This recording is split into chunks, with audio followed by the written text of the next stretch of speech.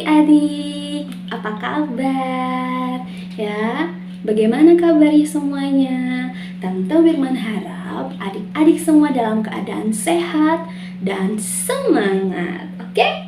Nah, jadi hari ini ketemu lagi dengan Tante Wirman dan Tante Wirman akan menceritakan firman Tuhan, ya, sebuah kisah. Ya, jadi Tante Wirman berharap adik-adik semuanya semangat dan sungguh-sungguh untuk mendengarkan cerita firman Tuhan yang Tante Wirman sampaikan. Siap semuanya? Oke. Nah, sebelum Tante lebih lagi cerita ya, masuk dalam firman Tuhan, Tante Wirman mau bertanya untuk adik-adik semua. Siapa di antara adik-adik yang pernah ketemu atau yang pernah melihat ya, baik di televisi atau di YouTube ya, mungkin adik-adik ada yang menggunakan handphone nonton di YouTube terus melihat orang yang kesurupan ya, atau orang gila di jalanan. Siapa yang pernah jumpa? Bisa tunjuk jari. Oke, pasti di antara kalian ada yang sudah pernah melihat ya orang yang kesurupan, orang yang orang gila ya, orang yang stres begitu ya adik-adik. Iya, sama seperti tante dulu sewaktu masih kecil ya, seperti adik-adik semua itu pernah ketemu dengan orang gila adik-adik. Iya, pakaiannya sangat lusuh ya, dan dia sepertinya tidak pernah mandi. Dan sewaktu Tante Wirman pergi ke sekolah, itu Tante Wirman selalu bertemu dengan orang gila itu ya. Dia biasanya duduk-duduk di pinggir jalan atau di bawah pohon seperti itu. Dan dari hari ke hari, misal dari hari Senin sampai Selasa, Rabu, Kamis, Jumat, itu bajunya itu terus adik-adik, nggak pernah diganti-ganti ya. Pastinya karena bajunya tidak terganti-ganti, dia pasti tidak pernah tidak pernah mandi ya. Di sini yang sudah mandi siapa? Pintar ya. Kalau tidak mandi, badan kita jadi sehat atau enggak?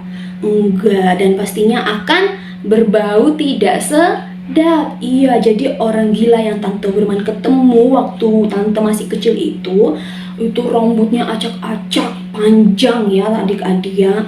Iya, terus bajunya itu kombet-kombet begitu, dan dia suka ketawa-ketawa sendiri. Nah, lalu untuk adik-adik di sini kalau ketemu dengan orang yang stres, orang gila atau orang kesurupan, jangan dekat-dekat ya. Iya, kenapa? Bisa jadi orang gilanya ngelempar adik-adik ya. Betul, iya. Jadi harus menjauh ya, nggak boleh dekat-dekat, oke? Nah, itu hanya sekedar cerita saja adik-adik. Nah, sekarang kita masuk dalam cerita firman Tuhan. Yuk, siapa yang sudah siap mendengarkan firman Tuhan? Ya, pintar. Nah, sekarang adik-adik yang sudah menyiapkan Alkitabnya itu bisa membuka Alkitab, oke? Ya, kita buka dalam Lukas 8 ayat 26 sampai 39. Oke?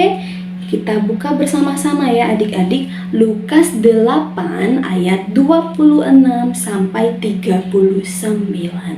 Sudah buka semuanya? Oke, Tante Wirman tunggu ya. Oke. Oh iya, sudah selesai semua. Baik, mari. Perikopnya adalah judulnya Yesus mengusir roh jahat dari orang Galilea. Oh tidak, dari orang Gerasa ya. Iya, sekali lagi kita baca, Yesus mengusir roh jahat dari orang Gerasa.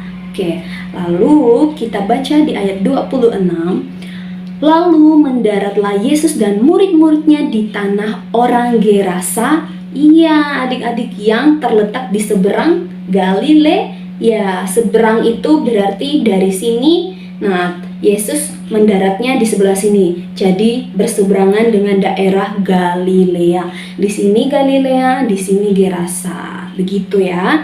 Nah, kita lanjut di ayat 27 adik-adik. Setelah Yesus naik ke darat, datanglah seorang laki-laki di kota itu menemui dia. Ya, jadi ada satu orang laki-laki menemui Yesus ketika Yesus sudah naik ke darat. Oke, lanjut. Datanglah seorang laki-laki dari kota itu untuk menemui dia. Orang itu dirasuki oleh setan-setan dan sudah lama ia tidak berpakaian dan tidak tinggal dalam rumah, tetapi dalam apa?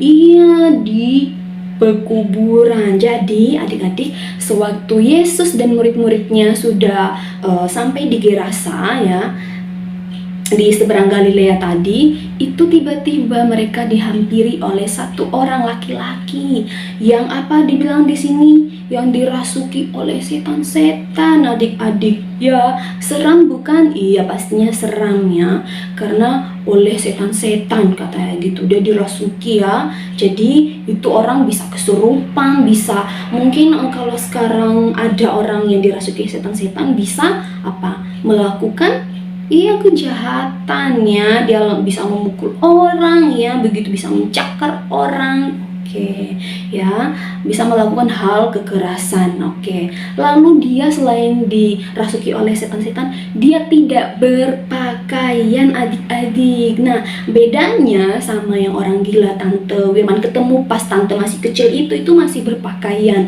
walaupun sudah robek-robek begitu ya, dan sudah berbau tidak sedap karena tidak pernah ganti pakaian. Nah, orang yang ketemu sama Tuhan Yesus waktu itu tidak berpakaian ya, dikatakan dalam firman Tuhan, dan ia suka tinggal di kuburan. Ya, siapa yang pernah ke kuburan?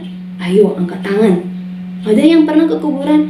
Iya, pasti ada di antara kalian yang pernah ya. Tante Firman juga pernah ya. Iya, kuburan itu seram tidak? Iya ya, tapi adik-adik jangan takut ya. Oke, iya, yang orang yang kesurupan ini, yang dirasuki oleh setan-setan ini tuh suka tinggal di pekuburan. Kuburan itu kan sepi ya, sepi, tidak ada orang, dan jarang ada orang yang ke kuburan ya. Jadi sunyi, sepi adik-adik. Nah, kita lanjut di ayat 28. Ketika ia melihat Yesus, ia berteriak ya. Dia berteriak adik-adik, lalu tersungkur. Tersungkur itu bersujud ya. Dia membungkuk di hadapan Tuhan ya, di hadapan Tuhan Yesus. Ia berteriak ya, dia berteriak lalu tersungkur di hadapannya. Di hadapannya ini siapa? Yesus. Benar adik-adik, di hadapannya Yesus. Dan orang ini berkata dengan suara yang keras, "Apa urusanmu dengan aku, hai Yesus, Anak Allah yang Maha Tinggi?" Nah, adik-adik coba dengar sekali lagi. Orang ini berkata, ya, orang yang kesurupan ini berkata, "Apa urusanmu dengan aku, hai Yesus, Anak Allah yang Maha Tinggi? Aku memohon kepadamu supaya engkau jangan menyiksa aku." Iya, orang ini berkata demikian kepada Tuhan Yesus. Lalu apa yang terjadi lagi? Kita baca di ayat 29 adik-adik ya. Ia berkata demikian sebab Yesus memerintahkan roh jahat itu keluar dari orang itu. Iya, kenapa dia sampai mengatakan hal seperti itu, dan dia tersujud di hadapan Tuhan Yesus, dan dia mengatakan, "Hai Anak Allah yang Maha Tinggi, aku mohon kepadamu supaya engkau ini si Yesus ya, Tuhan Yesus, jangan menyiksa aku." Jadi dia sampai bersujud tersungkur ya di kaki Yesus. Karena apa? Kenapa? Iya, karena si setan-setan ini takut ya adik-adik. Takut ya, karena pada saat itu Yesus itu memerintahkan agar roh jahat itu segera atau cepat keluar dari tubuh atau badan lelaki itu. Iya, Tuhan Yesus baik bukan? Betul ya, pintar adik-adik, betul. Tuhan Yesus sangat baik ya. Kita lihat, karena Tuhan Yesus mau mengeluarkan roh-roh atau setan-setan yang ada di dalam diri lelaki itu. Nah, kita lihat selanjutnya adik-adik. Masih di ayat 29 ya, lanjut.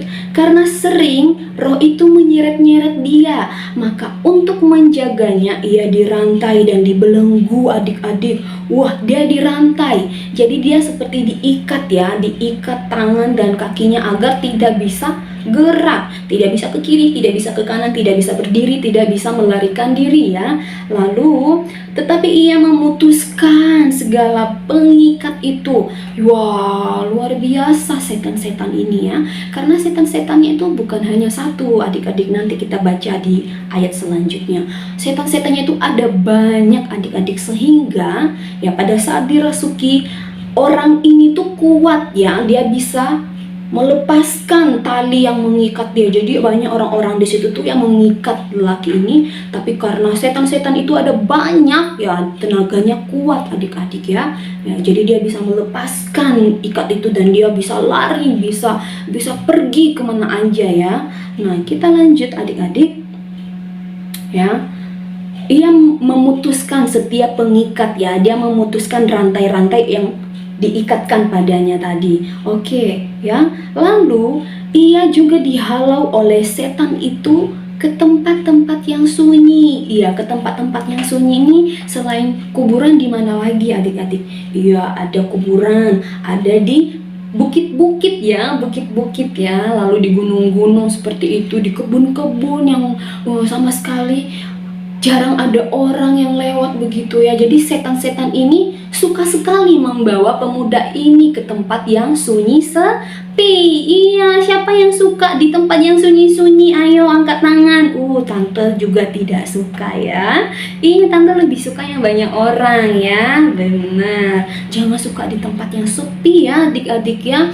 Iya. Oke, kita lanjutkan di ayat 30 adik-adik. Dan Yesus bertanya kepadanya ya, siapakah namamu? Wah, Yesus bertanya, nama kamu siapa? Gitu ya. Lalu jawab orang ini kepada Yesus, Legion. Nah, kenapa namanya Legion? Artinya adalah di ayat 30, karena ia kerasukan banyak setan. Jadi setan yang masuk dalam tubuhnya orang ini bukan hanya satu, bukan hanya dua, tetapi banyak. Oke, ya, sehingga dia mengatakan namanya Legion. Legion berarti dia dirasuki oleh banyak setan. Iya adik-adik. Nah, kita lanjutkan di ayat 31. Lalu setan-setan itu memohon kepada Yesus supaya ia jangan memerintahkan mereka masuk ke dalam jurang maut. Jadi Tuhan Yesus kita ini baik dan dia itu suka berbelas kasihan kepada orang adik-adik ya. Tuhan Yesus itu mudah sekali kasihan kepada orang, dan di saat dia melihat orang yang kerasukan ini, Tuhan Yesus malah tidak membiarkan atau meninggalkan orang ini, tetapi iya, Tuhan Yesus mau menolong ya, kasihan kepada orang ini dengan cara apa? Tuhan Yesus mau mengeluarkan roh jahat yang merasuki tubuh badan orang tersebut. Iya adik-adik. Jadi Tuhan kita Tuhan yang baik, pintar. Diingat ya, Tuhan kita adalah Tuhan yang baik, suka menolong dan ia berbelas kasih. Pintar adik-adik. Nah, kita lanjutkan. Jadi sewaktu Tuhan Yesus memerintahkan agar setan-setan itu keluar dari tubuh lelaki itu, setan-setan itu pada takut bahwa mereka disuruh masuk ke dalam jurang maut. Nah, lagi-lagi ya, kita lihat di ayat 32 adik-adik, adalah di sana. Jadi mereka itu seperti ada di daratan ya, lalu ya perbukitannya, berbukit-bukit, lalu di sananya itu mungkin ada lereng-lereng gunung adik-adik. Ada lereng-lereng gunung dan di situ ada banyak babi, banyak sekali yang sedang yang sedang mencari makan. Selain ada babi, pasti juga ada penjaga babinya ya. Nah, di situ ada banyak babi. Lalu setan-setan itu meminta kepada Yesus agar apa? Supaya ia memperkenankan ya mereka memasuki babi-babi itu. Jadi mereka meminta, Yesus, tolong jangan buang kami ke dalam jurang maut, ya. Bolehkah atau bisakah kami memasuki babi-babi itu, ya? Nah, gimana? Ayo, siapa yang pernah baca firman Tuhan ini? Apa yang dikatakan Yesus? Yesus turuti atau tidak? Iya, benar. Lalu keluarlah ya Yesus ya mengirim mereka ke kalangan babi-babi itu. Lalu apa? Kita lihat di ayat 33 adik-adik. Lalu keluarlah setan-setan itu dari orang ini ya, dari laki-laki yang kesurupan tadi, dan memasuki babi-babi yang jumlahnya banyak di seberang sana. Wow, lalu kawanan babi itu ngapain mereka? Ia langsung terjun ke tepi jurang adik-adik, ke dalam danau. Iya. Lalu apa? Masih hidup nggak babi-babinya kalau jatuh dari ketinggian atas? Jatuh gitu. Pasti mati. Iya, mati lemas semuanya babinya ya. Nah, lalu kan pada saat setan-setan itu memasuki kawanan babi itu, wah, penjaganya kaget. Wah, babi saya, karena babi-babinya itu pada apa? Berlarian dan langsung terjun ke jurang, masuk ke danau lalu mati gitu ya, tidak ada yang hidup. Nah, lalu penjaga-penjaga babi itu lari adik-adik. Mereka keluar dari lereng gunung itu dan mereka pergi ke kemana? Ayo kita lihat di ayat 34. Setelah penjaga-penjaga babi itu melihat apa yang terjadi, mereka lari lalu menceritakan hal itu di kota adik-adik dan di kampung-kampung sekitarnya. Lalu kita lanjut ayat 35. Dan keluarlah orang-orang untuk melihat apa yang telah terjadi. Mereka datang kepada Yesus dan mereka menjumpai orang yang telah ditinggalkan setan-setan itu. Jadi yang para penjaga babi ini pergi ke kota menceritakan apa yang telah mereka lihat, apa yang telah terjadi di lereng gunung itu. Iya, ada orang di sana namanya Yesus. Terus orang yang kerasukan itu udah sembuh. Nah, dan ya mereka cerita ke orang-orang, setan-setan itu lari ke babi-babi kami sehingga babi-babi kami ini terjun dari atas jurang masuk ke dalam danau dan mati semua. Wah, jadi orang-orang yang telah diceritakan itu datang, mereka berbondong-bondong banyak-banyak ya melihat Yesus, murid-murid dan juga orang yang kerasukan tadi yang udah sembuh ya, yang sudah sembuh. Nah, lalu orang-orang ini melihat bahwa laki-laki yang kerasukan tadi, yang awalnya kerasukan, sudah berpakaian, sudah bersih ya. Nah, dan apa?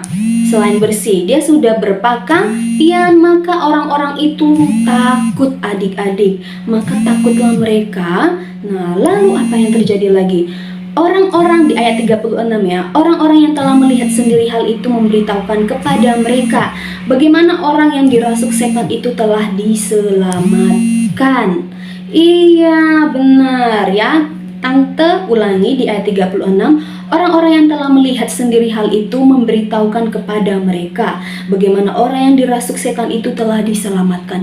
Jadi orang yang datang, yang dibawa oleh para penjaga babi tadi itu menceritakan lagi ke orang lainnya tentang apa yang mereka lihat ya. Mereka melihat bahwa orang yang kerasukan tadi itu sudah sembuh, sudah waras ya, sudah menjadi seperti kita ya. Dia tidak lusuh ya, dia sudah memakai baju, dia tidak ketawa-ketawa, dia tidak memukul orang lagi ya, dia sudah sehat. Nah, di ayat 37 adik-adik, lalu seluruh penduduk daerah Gerasa meminta kepada Yesus supaya ia meninggalkan mereka sebab mereka sangat ketakutan. Maka naiklah ia ke dalam perahu lalu berlayar kembali. Nah, apa yang terjadi? Banyak orang yang melihat perbuatan Yesus di saat itu. Mereka melihat bahwa orang yang kerasukan ini sudah sembuh, sudah sehat. Apa yang terjadi adik-adik? Iya, malahan mereka menyuruh Yesus agar keluar dari kota Gerasa, jauh-jauh dari mereka. Mereka malahan ketakutan ya.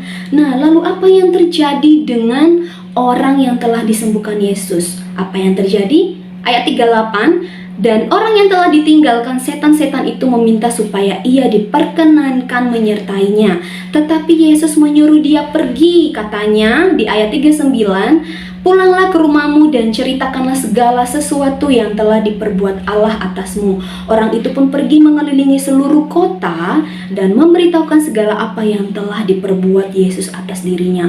Nah, bagaimana kisah dengan orang yang telah disembuhkan oleh Tuhan Yesus? Apakah dia mengikuti Yesus setelah disembuhkan? Tidak ya, jelas-jelas di ayat 38 sampai 39 dikatakan bahwa Yesus menyuruh dia untuk pergi. Pergi untuk apa? Ia memberitakan apa yang telah terjadi. Dia bisa menjadi kesaksian bagi banyak orang. Dia bisa menceritakan bahwa Yesus adalah Allah yang besar, yang berkuasa. Dia bisa sehat, itu semuanya karena Tuhan Yesus ya adik-adik. Nah, lalu adik-adik, Tante Wirman juga berharap demikian untuk adik-adik ya. Adik-adik di sini bisa belajar dari kisah orang yang telah disembuhkan Yesus tadi ya, orang yang kerasukan ini. Ya, adik-adik di sini ya pasti senantiasa disertai oleh Tuhan ya. Datang beribadah, dengar firman Tuhan. Tuhan masih diberikan kesehatan ya adik-adik ya. Iya, itu adalah berkat Tuhan yang luar biasa dalam hidup kita. Iya, bukan hanya hidup tante tapi hidup adik-adik semua. Lalu apa yang adik-adik bisa lakukan? Iya, adik-adik bisa mencontoh ya, bisa menjadi berkat di rumah, bisa membantu papa mama ya, tidak membantah papa mama, membantu papa mama ya, jadi anak yang baik, jadi anak yang manis. Lalu di sekolah nih, adik-adik pasti ada yang sudah sekolah ya. Iya, di sekolah harus jadi contoh yang baik untuk teman-teman. Ngomong yang baik, jangan malah ngomong yang tidak baik, karena Tuhan tidak suka kalau anak-anak Tuhan itu berkata yang tidak baik. Berkata hal yang baik ya, ia menjadi kesaksian. Malah jangan menjadi tukang ribut di kelas. Jangan ya, tidak. Tuhan tidak suka akan hal itu. Jadi adik-adik di sini bisa menjadi berkat meski masih kecil-kecil ya, masih kecil-kecil, tapi Tuhan bisa memakai anak-anak kecil ya untuk kemuliaan nama Tuhan. Dengan apa? Jadi anak yang manis, jadi anak yang baik. Oke, siap menjadi anak-anak yang baik? Siap menjadi anak yang bisa memberkati orang lain? Iya, siap. Oke, jadi adik-adik, demikian firman yang bisa Tante Wirman sampaikan. Kiranya adik-adik semua diberkati oleh Tuhan ya, terus menjadi anak yang luar biasa di dalam Tuhan, dan terus semangat untuk mendengarkan cerita firman Tuhan ya. Sekian, dan Tuhan Yesus memberkati kita semua. Bye-bye, shalom semuanya.